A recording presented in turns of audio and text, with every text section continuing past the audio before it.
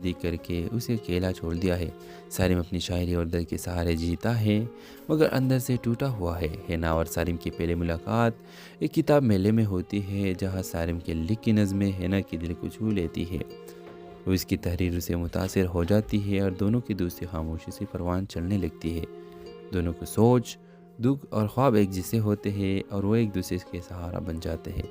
लेकिन फिर अचानक कहानी का एक नया रुख इख्तियार करती है। हिना की मंगनी उसके कज़न से तय कर दी जाती है जो एक ज़बरदस्ती करने वाला गुस्से वाला शख्स है।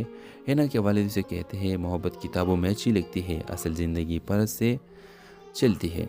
सारिम टूट जाता है मगर फिर हिना को हिम्मत देता है। वो कहता है ज़िंदगी तुम्हारी है और ख्वाब भी तुम्हारे, किसी और के ख्वाब से उन्हें दफन मत करो।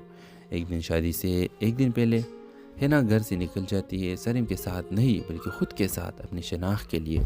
आखिरी सीन में हिना एक स्कूल में बच्चों को पढ़ा रही होती है और सारिम अपनी नई किताब की तकरीब इसका तारुफ करवा रहा होता है। ये कहानी है एक ऐसी लड़की की जो चाहत के साए में खुद को पहचान गई।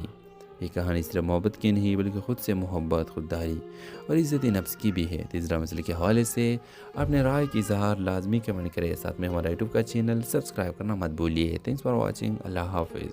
इस ड्रामा मसले के आगाज़ में आप देखेंगे हिना जो एक पुरसुकून मगर कर्ब से बड़ी ज़िंदगी गुजार रही होती है। हिना का ताल्लुक एक कदामत पसंद ख़ानदान से है जहाँ लड़कियों के ख्वाबों को इज़्ज़त नहीं दी जाती है। वो एक पढ़ी लिखी बाहिम्मत लड़की है जो टीचर बनना चाहती है, लेकिन इसके वालिद इसके ख्वाबों को फजूल ख्याल समझते हैं। दूसरी तरफ सारिम एक हसास मिजाज उदास आंखों वाला शायर लड़का है जो ज़िंदगी में वफा के तलाश में है। इसकी माँ इस दुनिया से जा चुकी है और बाप ने दूसरी शादी करके उसे अकेला छोड़ दिया है।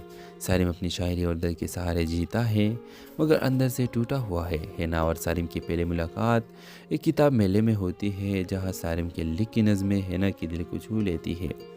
वो इसकी तहरीर से मुतासिर हो जाती है और दोनों की दोस्ती खामोशी से परवान चलने लगती है। दोनों को सोच दुख और ख्वाब एक जैसे होते हैं और वो एक दूसरे के सहारा बन जाते हैं। लेकिन फिर अचानक कहानी का एक नया रुख इख्तियार करती है। हिना की मंगनी उसके कज़न से तय कर दी जाती है जो एक ज़बरदस्ती करने वाला गुस्से